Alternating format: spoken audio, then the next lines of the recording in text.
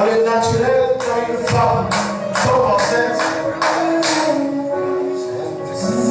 dans le 9e mois, la femme doit donner vie. Alléluia. Amen. Dans le 9e mois, la femme doit donner vie. Amen. C'est la vie. Alléluia. Je ne sais pas quels sont tes projets.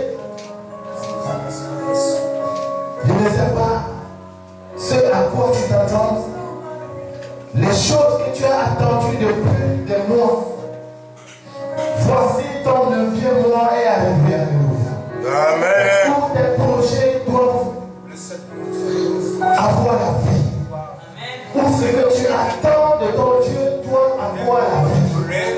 C'est pourquoi ce matin je t'exhorte à parler à ton Dieu, à parler de ta situation, à parler de ce dossier à ton Dieu qui a tellement duré.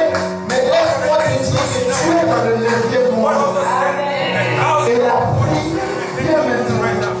Et les projets s'ouvrent maintenant. Et le dossier aboutit maintenant. Et la restauration vient maintenant. Et la bonne santé vient maintenant. Gloire à toi. Dans les noms de Jésus. Que la vie entre maintenant. Reçois maintenant.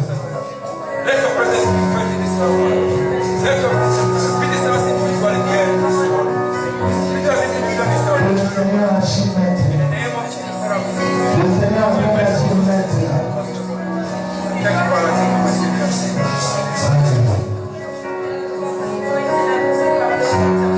Le Seigneur accomplit maintenant. Il accomplit de grandes choses dans nos vies maintenant. Et moi je reçois maintenant. Je reçois maintenant. Je reçois maintenant. C'est mon 9e mois maintenant. La vie dans tous les domaines de ma vie. Et la naissance vient dans tous les domaines de ma vie. La naissance vient dans tous les domaines de ma vie. Et la naissance vient dans tous les domaines de ta vie maintenant. Si tu crois à cela, acclame très fort pour ton Dieu. Nous recevons l'homme de Dieu, pasteur, dans le nom de Jésus. Alléluia.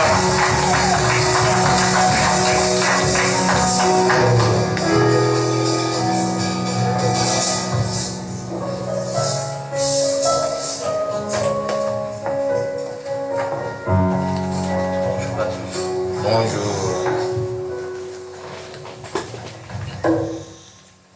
Aujourd'hui, j'aimerais prendre 2 ou 3 passages. Je vais prendre 2 ou 3 passages. Parce que il y a parfois des choses un peu étranges. Tenez par exemple, moi je suis chrétien, et chaque fois que je marche dans ce que Dieu me demande, il y a toujours des bâtons dans les roues. Et puis il y en a, eh ben, on dirait que tout s'ouvre devant eux. Alors on va voir aujourd'hui qu'il y a une différence entre servir Dieu, entre, je vais dire, se moquer de Dieu, entre, je vais dire, suivre les coutumes. Alors, pour cela, j'aimerais prendre avec vous la Bible, bien sûr. Un petit instant.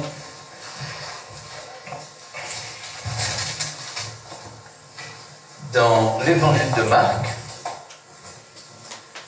je commencerai la lecture au verset 21 du chapitre 5 jusqu'au verset 24, et ensuite je passerai directement du 35 au 43. Éternel, notre Dieu, notre Père, nous te louons, nous te rendons grâce. Béni sois-tu, gloire à toi, louange te soit rendue. Parce que cet après-midi encore, Seigneur, nous voici assemblés en ton nom et tu es au milieu de nous. Que ton esprit règne en maître, que ta parole se fasse entendre, et qu'elle ne retourne pas à toi sans avoir fait ta volonté. Et que toute la gloire t'en revienne. Amen. Amen.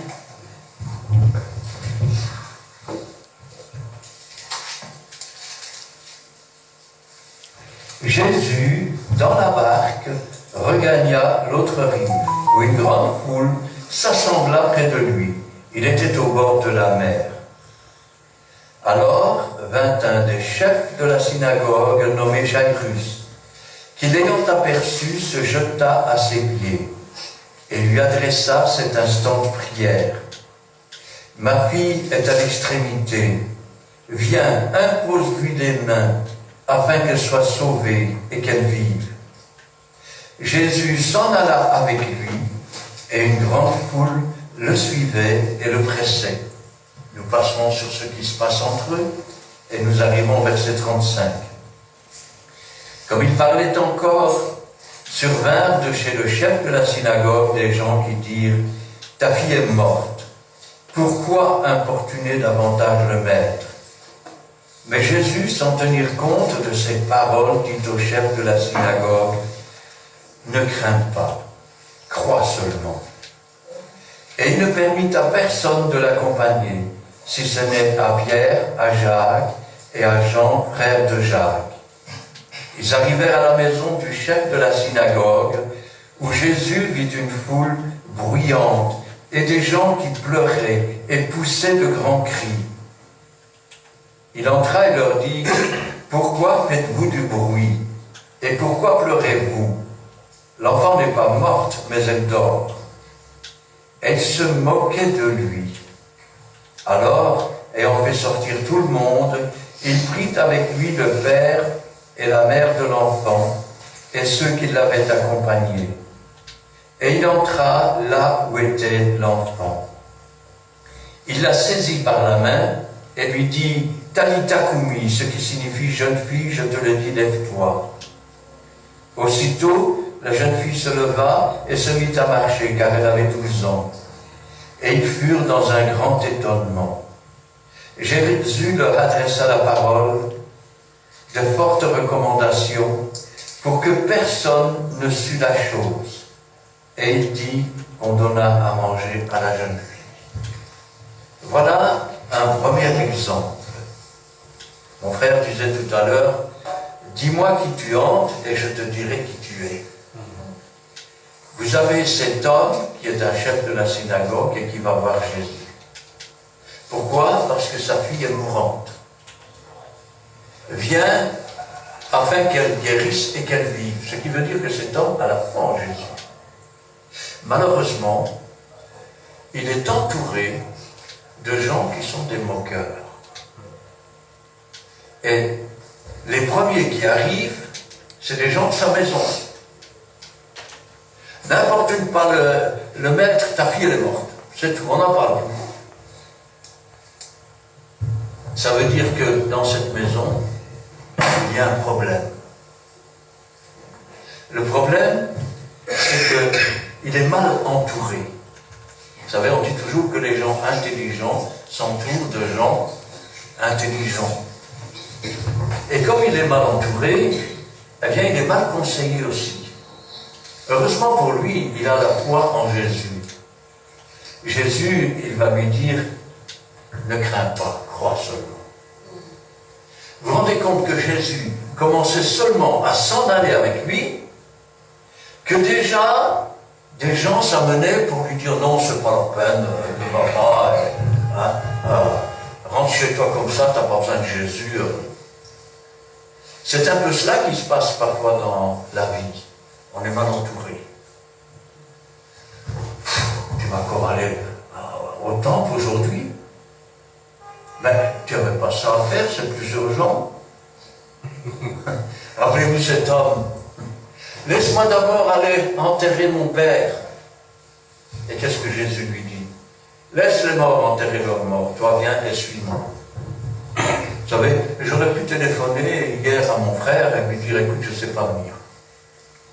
Parce que j'avais un frère, Dieu me l'avait donné, il l'a repris. C'est son droit, non? Que Dieu soit béni. Maintenant, j'aurais pu être là-bas. J'aurais pu pleurer avec eux. Pourquoi? Non? Mais pourquoi je vais pleurer quand j'ai un Dieu qui me donne une joie qui surpasse toute intelligence? Cet homme, il est là. il s'attend à quelque chose. Vous savez, quand on est parent, il y a une chose qu'on ne veut surtout pas, c'est de voir enterrer nos propres enfants. Elle a 12 ans, cette petite fille. Elle a probablement joué avec son papa. Peut-être même qu'elle a mis ses pantoufles, qu'elle a pris son bâton pour marcher, pour imiter papa. Peut-être même qu'elle voulait aller travailler avec son papa. Vous savez, moi j'ai une petite fille qui a environ 5-6 ans maintenant. Et son papa, il travaille à Sarcobel. Sarcobel, oui. Et alors, quand elle était petite, elle disait à son papa, moi je vais aller travailler avec toi à Sac-Poubelle. Ce qui fait que, quand l'enfant est mourante, déjà, on considère que ce n'est pas une chose normale. C'est les vieux qui devraient partir avant les jeunes. Oui. Toutefois, quand vous avez un potager, vous avez une belle grosse salade et vous en avez une plus petite qui est plus tendre, si vous préférez prendre la salade la plus tendre pour votre dîner, est-ce que la grosse salade va commencer à respecter sur vous? Non, le potager est à vous, vous en faites ce que vous voulez. Ainsi Dieu fait ce qu'il veut. Cet homme est là et supplie Jésus. Jésus commence à l'accompagner, mais directement il est arrêté par cette femme qui a une perte de sang. Et puis il est comme en train de parler, il s'en va avec cet homme, que directement on vient de sa maison. N'importe où pas le mettre, laisse tomber. C'est trop tard. Il n'y a plus rien à faire. Et Jésus lui dit, crois seulement. La foi. Crois seulement. Et puis il va avec lui. Et avec lui, vous remarquez qu'il ne prend pas la foule. Il ne prend pas cette foule. Il prend avec lui des disciples. Des gens qui aiment Dieu, des gens qui suivent Jésus. Il faut pouvoir s'entourer avec les bonnes personnes. Je n'ai pas dit qu'il fallait sortir du monde, je n'ai pas dit qu'il ne fallait pas parler avec les inconvertis. Je dis simplement que nous devons faire attention de ne pas être influencés. Comme il parlait encore, survinrent chez le chef de la synagogue des gens qui dirent « Ta fille est morte, pourquoi importunes-tu le maître ?» Mais Jésus, sans tenir compte de ces paroles, dit au chef de la synagogue « Ne crains pas, crois seulement. » Et il ne permit à personne de l'accompagner, si ce n'est à Pierre, à Jacques et à Jean, frère de Jacques. Il va donc dans cette maison. Dans cette maison, qu'est-ce qu'il y a? Il y a l'entourage de cet homme. Et puis, il faut savoir qu'en Israël, les veuves, elles avaient le droit de glaner dans les champs. Elles entraient aussi dans le temple pour manger les dîmes. Parfois, quand c'était l'année de la dîme, elles allaient manger chez la personne qui donnait sa dîme, chez lui. Et entre-temps, pour se faire un peu d'argent, eh bien, elles pouvaient assister aux enterrements, elles étaient payées comme pleureuses. Alors, c'est des femmes qui crient, qui poussent des cris, un peu comme on voit parfois dans les pays arabes. Hein. Et je vous montre. Regardez bien. La fille n'est pas morte, elle dort. Ces gens se moquent de Jésus. Voilà avec quoi il est entouré cet homme. Avec des gens qui veulent arrêter Jésus sur le chemin quand il l'accompagne, avec des gens qui se moquent de Jésus et qui n'ont rien à faire de Jésus. C'est la raison pour laquelle Jésus n'a permis à aucune de ces personnes d'assister. Il les a fait sortir. Et ensuite il est rentré avec le Père, la Mère et ses disciples. Pourquoi? Parce que l'entourage était beaucoup trop néfaste. Quand les gens se permettent de se moquer de Jésus, ça veut dire aussi que si Jésus commence à parler, directement il va y avoir de l'opposition. Oh, tu peux dire comme nous avec ton bon Dieu, hein? Qu'est-ce qu'on en a à faire? Jésus entre avec les bonnes personnes. Jésus fait l'œuvre qu'il a à faire. Il réveille la jeune fille et puis il demande qu'on lui donne à manger. Regardez la recommandation qu'il va faire. N'en parlez à personne. N'en parlez à personne. Pourquoi dit-il ça à cet homme-là? Un miracle, c'est quelque chose qu'on doit pouvoir proclamer. Il faut pouvoir rendre témoignage. Jésus dit n'en parlez à personne. Parce qu'il savait que ces gens étaient des opposants à la volonté de Dieu. Ils ont commencé à en parler. Jésus n'a plus été tranquille. Jour et nuit, il y avait des gens devant la maison, au point qu'ils ne pouvaient même plus prendre leur repas. Quand cet homme arrive sur un lit avec 4 hommes qui le portent, ils ne savent même pas rentrer avec, ils ne savent pas le présenter devant Dieu, parce qu'ils font bloc autour de la maison, ils sont obligés de passer par le toit. Quand ils accompagnent Jésus le long des chemins, ces gens-là, et qu'il y a un aveugle qui crie « Fils de David, aie pitié de moi, tais-toi, laisse-le être tranquille !» C'est ça, ces gens-là. Est-ce qu'on jette des perles au bourseau?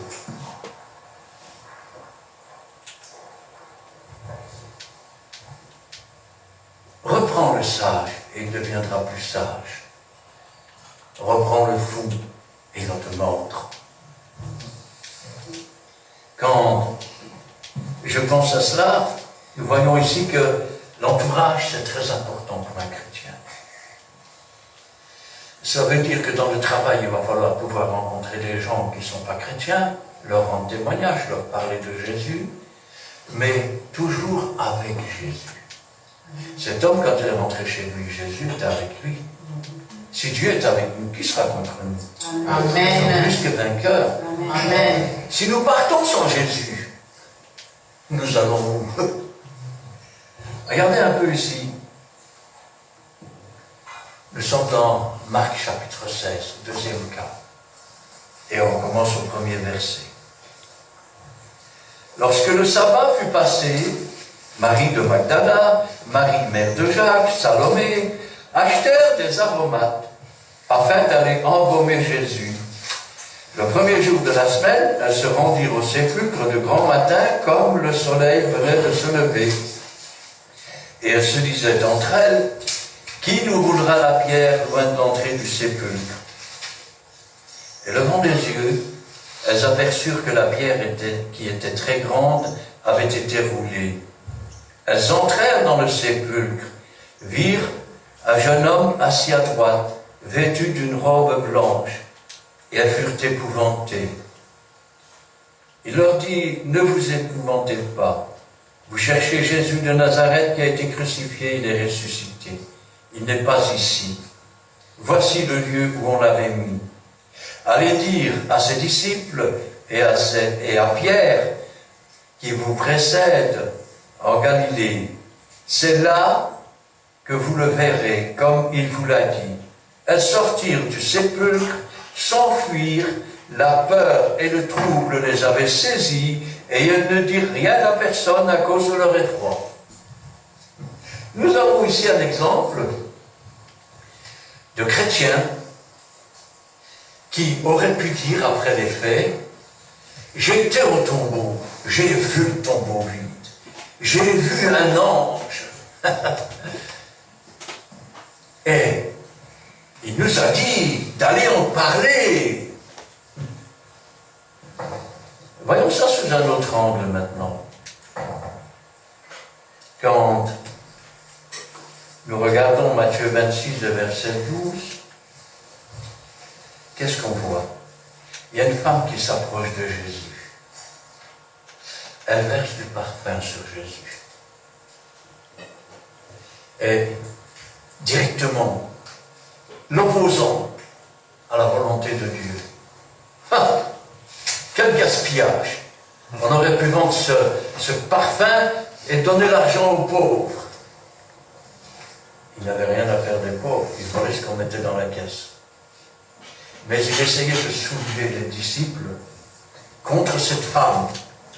Pourquoi? Pourquoi celles qui vont au tombeau ne rencontrent aucune résistance, tout allait bien, et celle-là, elle est attaquée. Jésus dira, ce qu'elle a fait, elle l'a fait pour ma sépulture. Il ajoutera, dans toutes les églises où la parole de Dieu sera prêchée, on racontera ce que cette femme a fait pour moi. Cette femme a reçu de l'opposition. Pourquoi? Parce qu'elle faisait la volonté de Dieu. Prenons l'exemple, j'ai noté les noms parce que j'ai une petite mémoire des noms. Joseph d'Arimathée et Nicodème. On pourrait dire que ce sont deux disciples hypocrites. Pourquoi? Il y en a un qui vient pendant la nuit pour voir Jésus. Il aurait pu venir pendant la journée, non? Mais il vient pendant la nuit pour qu'on ne le voit pas. Et Joseph d'Arimathée, il est disciple de Jésus, mais en secret, à cause des Juifs. Mais le jour où Jésus est mort sur la croix et où il a été dépendu de la croix, quelle opposition pour Joseph d'Arimathée, qu'est-ce que les Juifs vont penser de moi? Pour Nicodème, je suis docteur de la loi, on va dire que je suis compromis avec lui. Eh oui, il y avait de l'opposition, mais ils sont allés trouver Pilate. Ils ont demandé le corps de Pilate. Ils ont trouvé le courage. Vous savez pourquoi? Parce que Dieu ne donne pas un esprit de timidité, mais un esprit de force. Et ils ont trouvé le courage et la force pour aller demander le corps de Jésus. Et ils ont acheté de la myrrhe et de l'aloès. Ils ont embaumé le corps de Jésus. Ils l'ont mis dans un linge et ils l'ont déposé dans le sépulcre. Qu'est-ce qu'il y avait à faire qui n'avait pas déjà été fait? Rien. Il avait déjà reçu du parfum pour sa sépulture. Il avait déjà été embaumé comme on faisait à la coutume, hein, le parfum et tout. Quand ces femmes se sont levées et que le soleil était encore loin, elles le faisaient selon la coutume. Vous savez, les coutumes s'opposent souvent à la volonté de Dieu. Vous savez pourquoi? Parce que Dieu n'a pas de coutume. Les pays, oui. Tenez, par exemple, en Chine, je vais prendre l'exemple des Asiatiques. Ben, la coutume veut qu'on appelle mari un homme qui par ici, on dirait, ben, je ne sais pas si on peut dire qu'ils sortent ensemble parce que c'est encore une autre connotation ici. On dirait simplement qu'ils se rencontrent et ils apprennent à se connaître. Mais là, on l'appelle déjà mari. Alors que par ici, quand tu parles de ton mari, c'est parce que tu t'es marié. Alors, ces femmes, la coutume, c'est d'aller embaumer. Mais est-ce que le Seigneur leur a demandé ça? C'est ça le problème. Et c'est des chrétiens, ils pourront se vanter d'être partout où ils sont allés, mais ça a servi à quoi? Ça a servi à rien. Ce sont ces chrétiens où il n'y a jamais d'opposition, où tout est ouvert. La preuve, qui va nous ouvrir le tombeau, Esaïe, il est ouvert. J'ai lu une expression pour ça. Un train haute. Autrement dit, tu es en retard. Il est pourtant bien marqué dans la Bible. Prenez garde de ne pas être arrivé trop tard. Ah oui. Alors, elles arrivent, le tombeau est ouvert. Et qu'est-ce que les anges leur disent? Pourquoi cherchez-vous parmi les morts celui qui est vivant? Est-ce simplement une question ou un reproche? Il n'est pas ici. Vous savez, vous allez dans le tombeau de Bouddha, il est là. Vous allez dans le tombeau de Mohamed, il est là. Vous voulez aller dans le tombeau de Jésus, ne cherchez pas, il n'est pas. Il est vivant. Amen.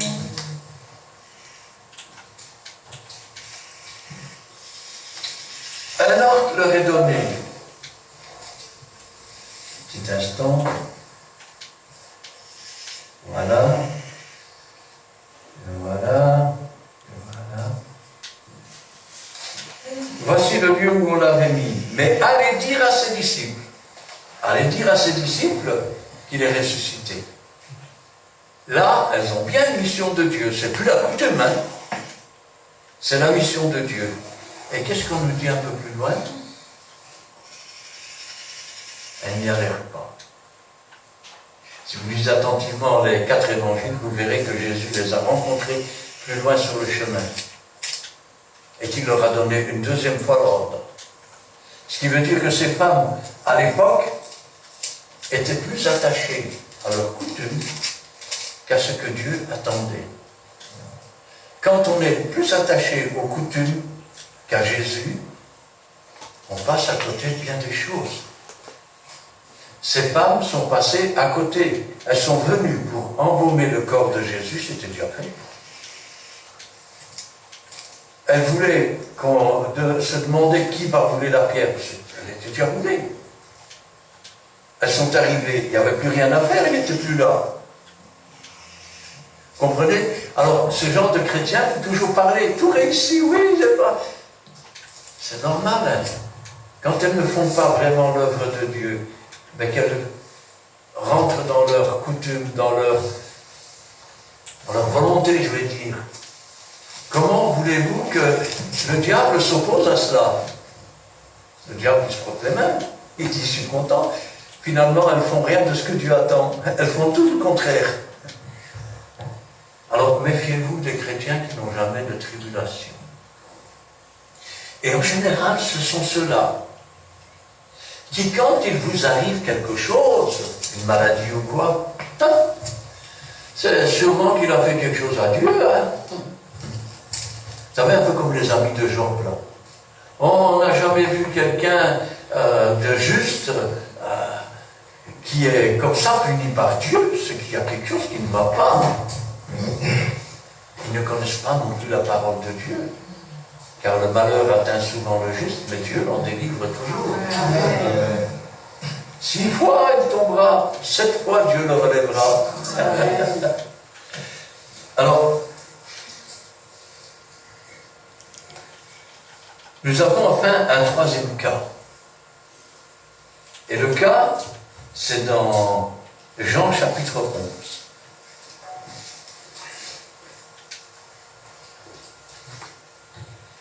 Alors là, rappelez-vous, c'est l'histoire de Lazare. Lazare est un personnage spécial. Je sais que 99 pasteurs sur 100 vous diront que le disciple que Jésus aimait était Jean. Moi, je vous dis que c'est Lazare. Pour une bonne et simple raison. Celui que tu aimes est malade. Et lors donc, Jésus aimait Lazare et ses sœurs. En plus, il n'avait pas de mère. Lazare, c'est un personnage que l'on ne voit que dans l'évangile de Jean. Dans aucun autre évangile. Et le disciple que Jésus aime, vous ne le verrez que dans l'évangile de Jean. Quand est-ce que le disciple que Jésus aime apparaît? C'est lorsque Jésus va manger chez Lazare.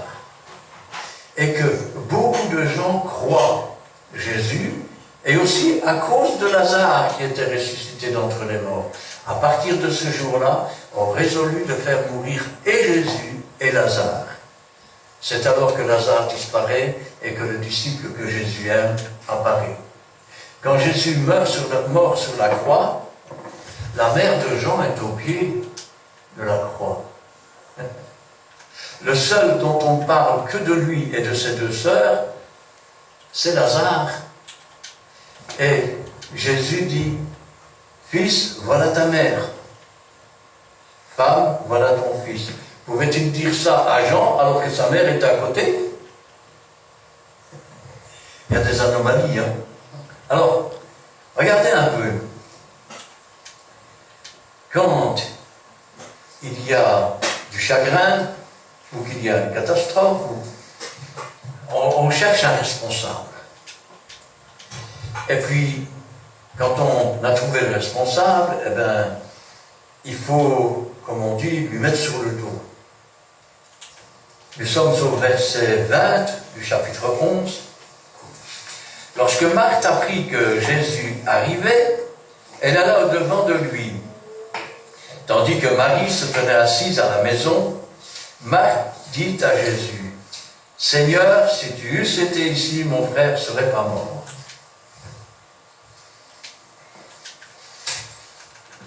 Seigneur, si tu avais été là, ça ne serait pas arrivé. Seigneur, pourquoi ça arrive? Ça ne devrait pas arriver. C'est toi le responsable. Voilà.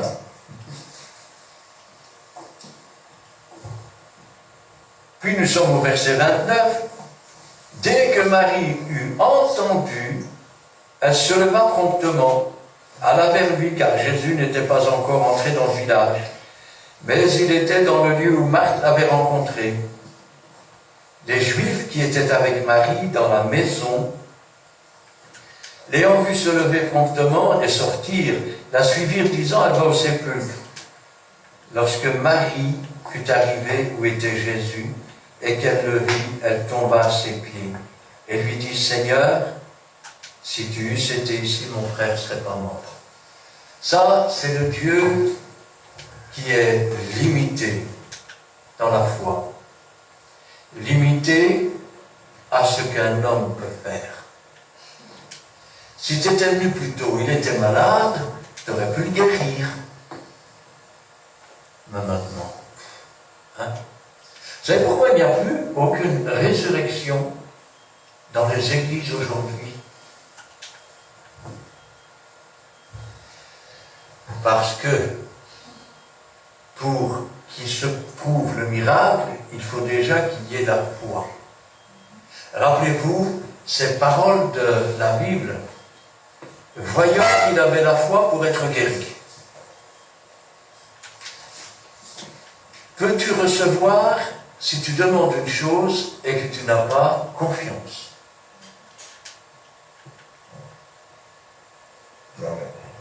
C'est la foi qui est imputée à la justice. Ce ne sont pas les œuvres.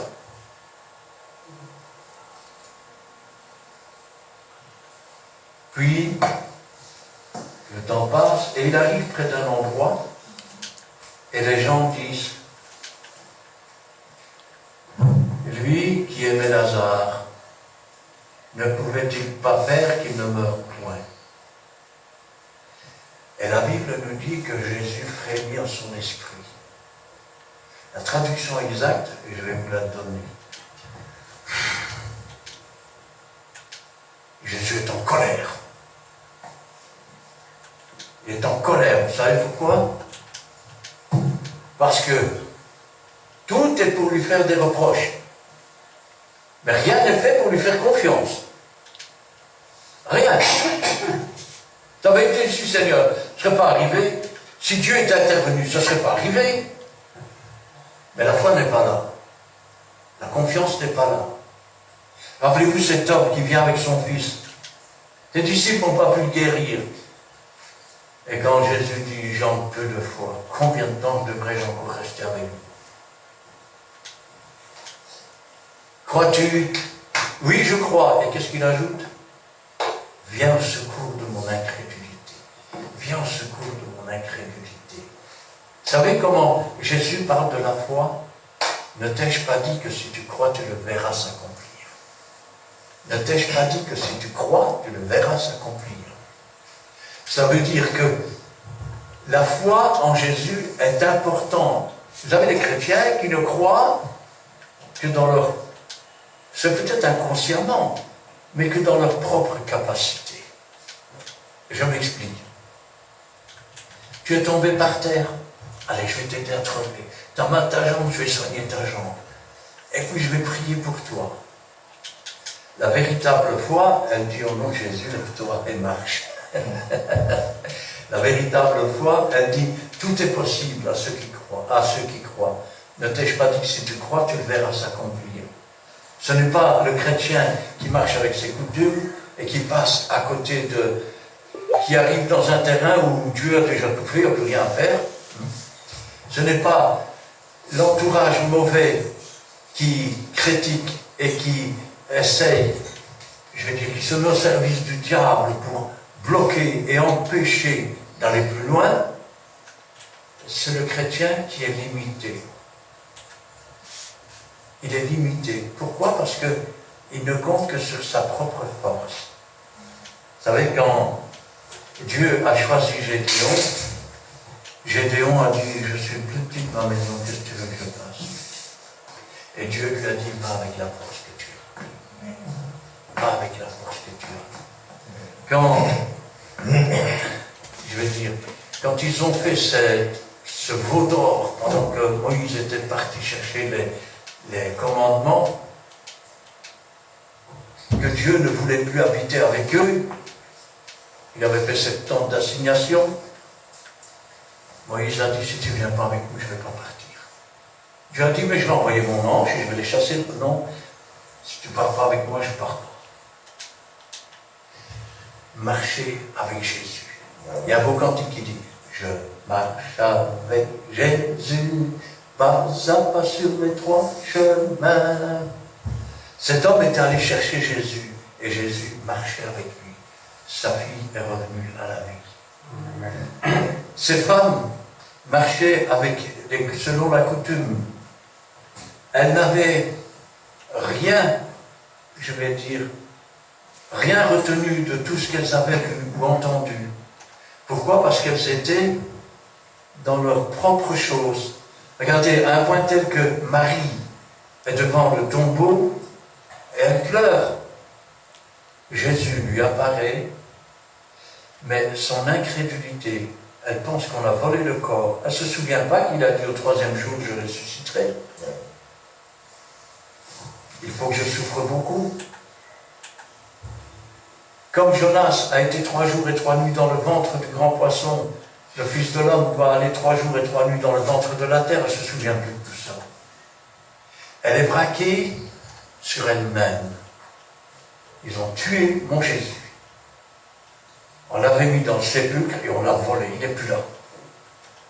À un point tel que quand Jésus s'approche d'elle, elle se retourne. Tu sais toi qui l'as volé, dis-moi où on l'a mis.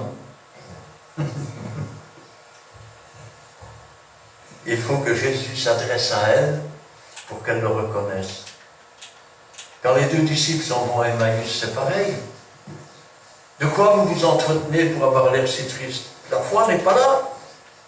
Il est impossible de voir Jésus, de voir le chemin à prendre, si la foi n'est pas là. Comment?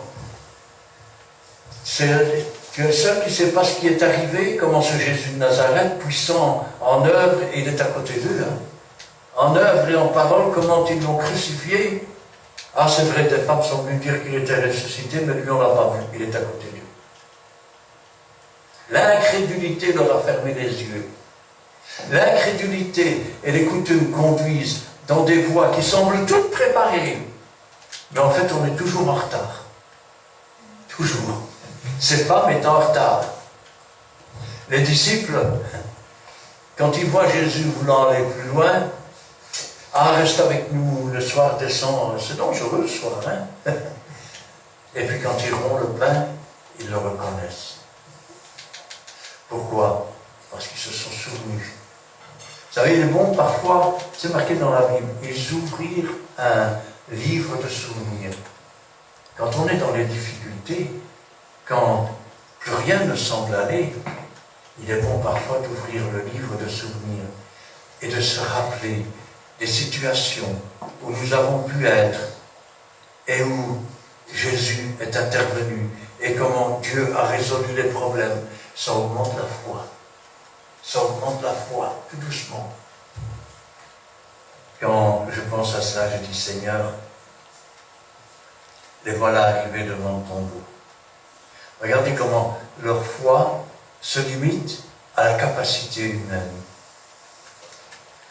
Roulez la pierre. Seigneur, il y a 4 jours qu'il est là, il sent mauvais. Ils sont mauvais. Alors, résumé de sa foi, Seigneur, oui, je sais qu'un jour à la résurrection, tu rendras la vie à mon frère, mais là aujourd'hui, c'est pas possible, Seigneur. C'est impossible. Il est mort, ils sont mauvais.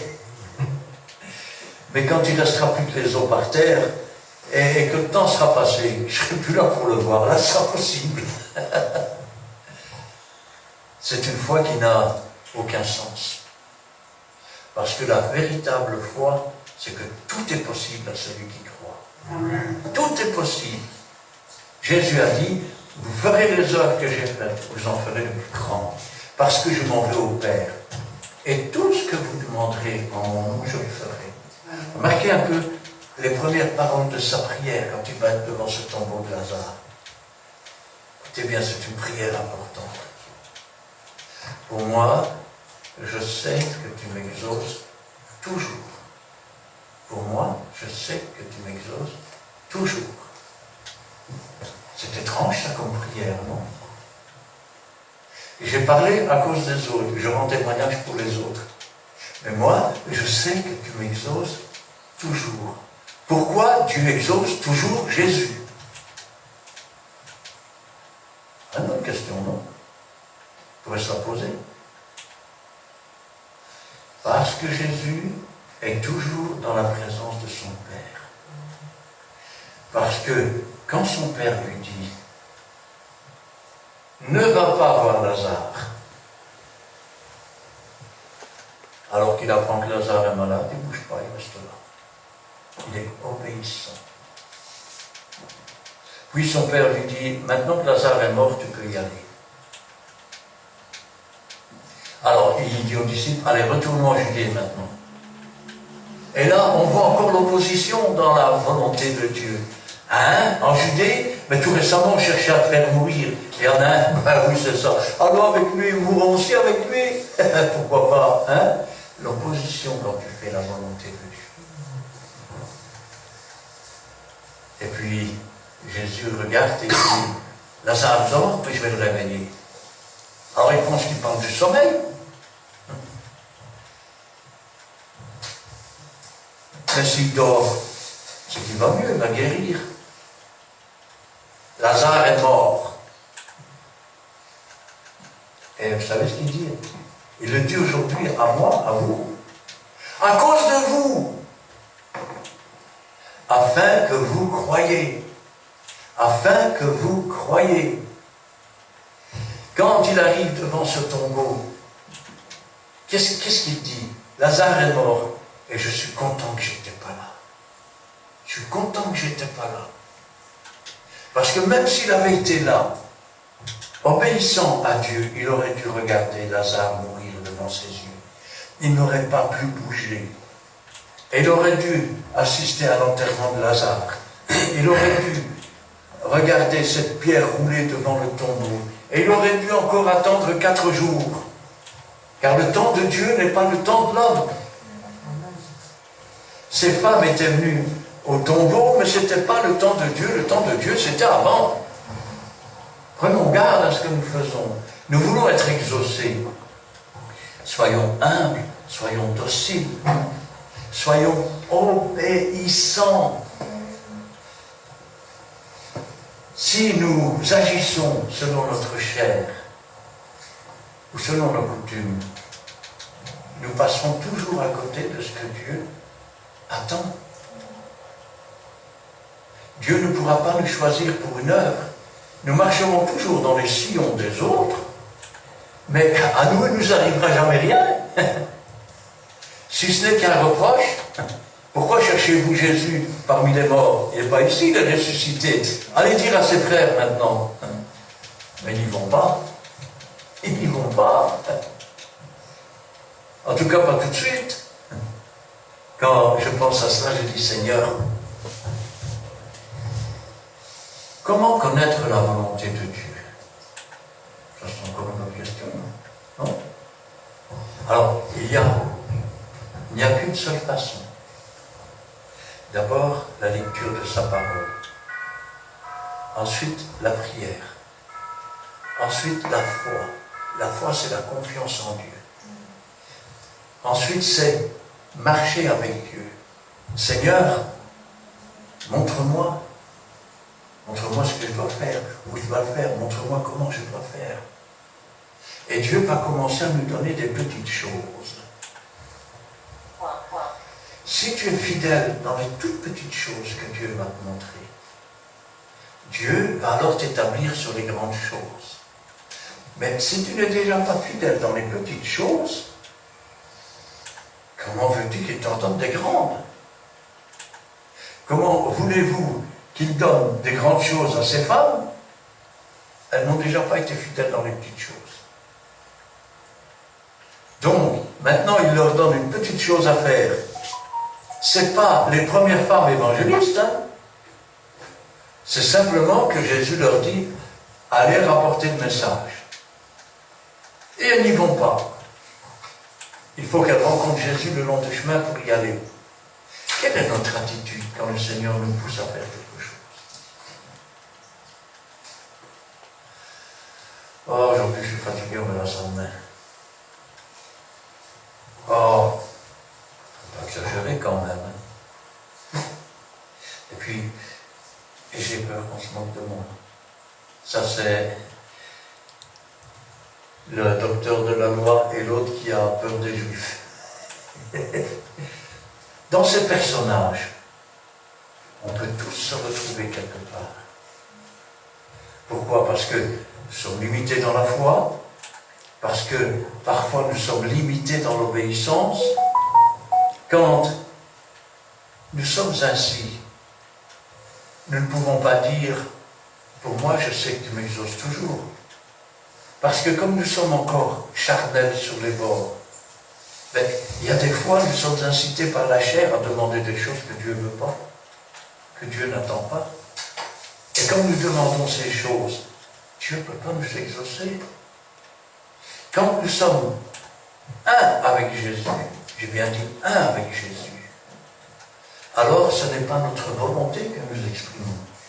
Vous savez, aujourd'hui, sur les tribunes des pasteurs, il y a beaucoup de faussaires. Vous savez ce que c'est qu'un faussaire? C'est quelqu'un qui monte sur la tribune avec ses feuilles et il lit ses pages. Quand il aura fini ses 4 ans, ça va faire la même chose avec les mêmes pages ailleurs. Le Seigneur a dit, ouvre ta bouche, je la remplirai. Le véritable miracle n'étonne pas seulement les gens qui le reçoivent, mais elles doivent aussi nous étonner. Vous savez, la première fois que j'ai vu ce genre de miracle, il y a une sœur qui était à l'hôpital parce qu'elle avait des graves problèmes à la colonne vertébrale. Et je dis à mon épouse que je vais téléphoner pour aller la voir. Et à partir du moment où j'ai décroché le téléphone, il s'est passé quelque chose. Quelque chose que je n'attendais pas. Je parlais comme si quelqu'un d'autre parlait au travers de moi. Quand j'ai raccroché le téléphone, je dis, mais qu'est-ce que je viens de dire? Je lui téléphone, je dis allô, c'était son mari au téléphone. Je dis, je vais venir voir ta femme parce que si je ne viens pas maintenant, je ne saurais pas la voir, elle sera sortie de l'hôpital. Il me dit, mais qu'est-ce que tu racontes? Le médecin est parti, ils ne savent pas s'ils ne vont pas l'opérer. Je dis non, si je ne viens pas maintenant, on ne la verra pas à l'hôpital, elle sera sortie. Et je raccroche. Je dis, mais qu'est-ce que je viens de dire? Vous savez, c'est étrange hein, quand Dieu se sert de vous comme ça. Ce n'est pas vous qui décidez, vous êtes une trompette, vous ouvrez la bouche et Dieu sonne dedans. Quand on est arrivé à l'hôpital, mon épouse est là pour témoigner, sa valise était sur le lit. Son mari m'a regardé, il m'a dit, mais comment tu savais ça? Même le médecin ne savait pas ce qu'il allait faire. Je dis, c'est pas moi, je dis. C'est Dieu qui a décidé. Amen. Et sa femme est sortie le jour même de l'hôpital. Quand je pense à ça, je dis, Seigneur, vous savez, c'est comme vous marchez, mais vous marchez vraiment avec Jésus. C'est pas vous qui contrôlez. Vous avez une sœur qui est malade, elle n'a même rien dit. Vous marchez dans les rangs, vous vous arrêtez. Le Seigneur te guérit, ma sœur. Vous vous dites, qu'est-ce que je viens de dire? Et la sœur se lève et dit, ah Seigneur, merci, je me sens bien. Ce n'est pas vous qui décidez, vous êtes un instrument. Quand vous prenez votre voiture, qui décide qui tourne à droite ou à gauche? Qui décide de freiner? Qui décide d'accélérer? C'est vous. Quand vous êtes l'instrument de Dieu, qui décide? Tu dis ça, tu fais ça, ou tu vas par là, ou tu vas par là? C'est Dieu. Le diable, lui, il veut se servir de nous de la même façon, sauf que lui, il fait de nous des marionnettes. Mais des marionnettes pour nous détruire et détruire les autres. C'est cette foule qui se moquait de Jésus. C'est cette foule qui ensuite occupait tous les lieux au point que Jésus ne pouvait même plus manger tranquillement. Une foule qui ne se convertira jamais, mais qui est là pour s'opposer à l'œuvre de Dieu. Alors dis-toi bien, mon frère et ma soeur, quand Dieu te pousse à faire quelque chose, c'est qu'il y a de l'opposition. Résistez-lui fermement, il s'enfuira loin de vous. Quand le diable se déchaîne, c'est qu'il sait qu'il en a pour peu de temps. Et ne dites pas, je ne comprends pas. Ceux-là, c'est des chrétiens, quoi qu'ils fassent, il n'y a pas d'opposition, il n'y a rien. Ils sont sûrement à côté de la plaque. Parce que le diable ne s'oppose qu'aux choses qui ne sont pas à lui. Qui ne sont pas à lui. Il s'opposera aux véritables chrétiens tant qu'il pourra.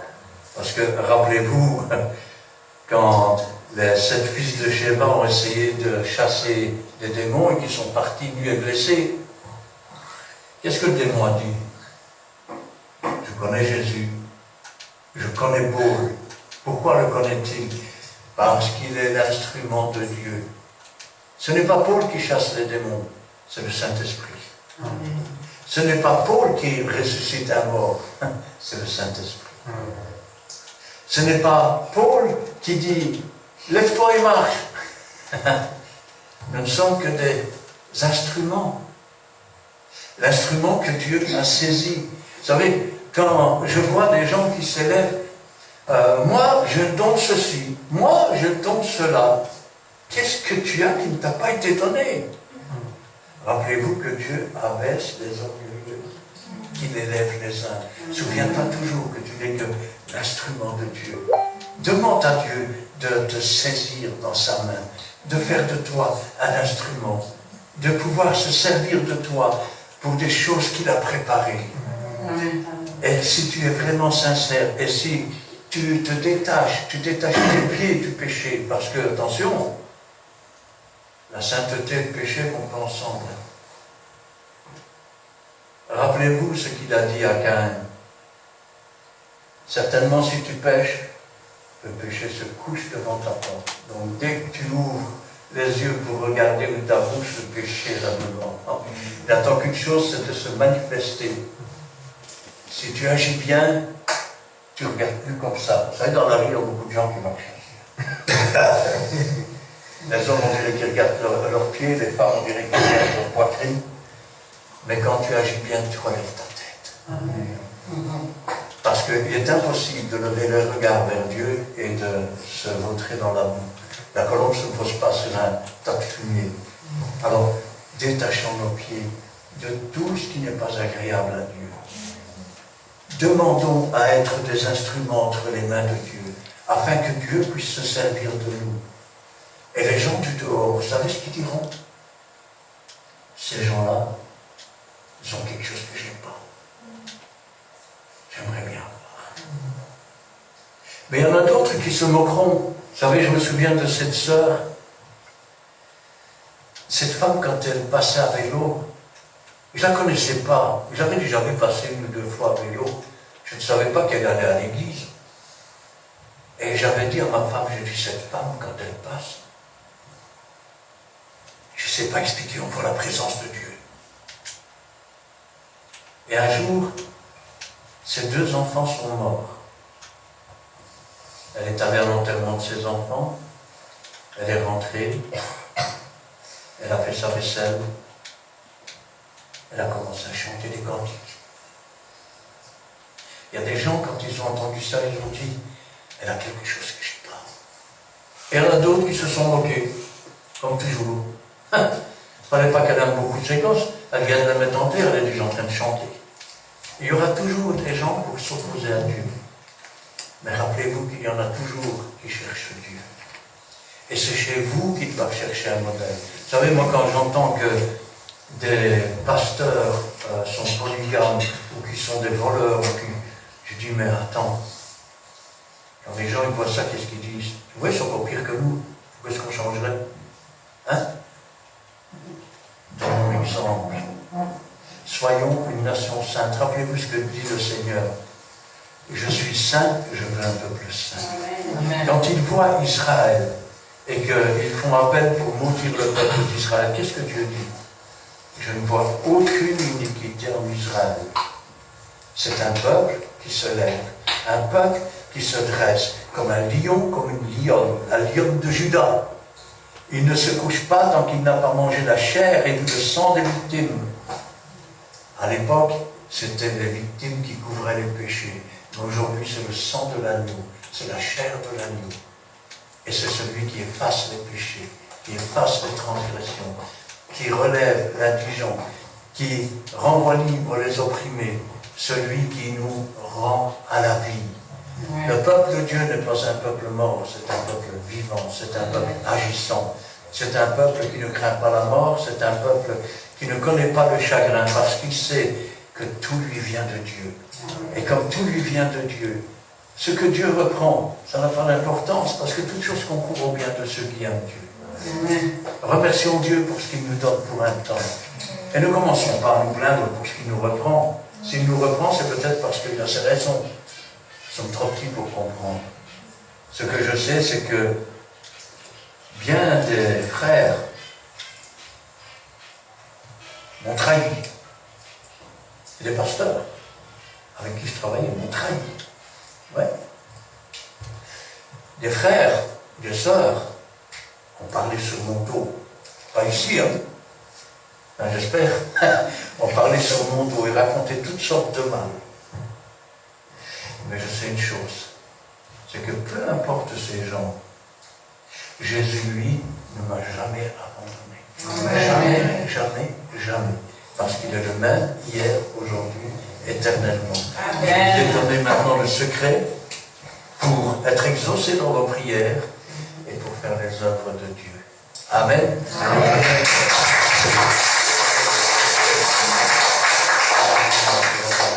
Béni sois-tu et gloire à toi. La parole est une lampe à nos pieds. Elle est une lumière sur notre sentier. C'est la révélation de tes paroles qui éclaire.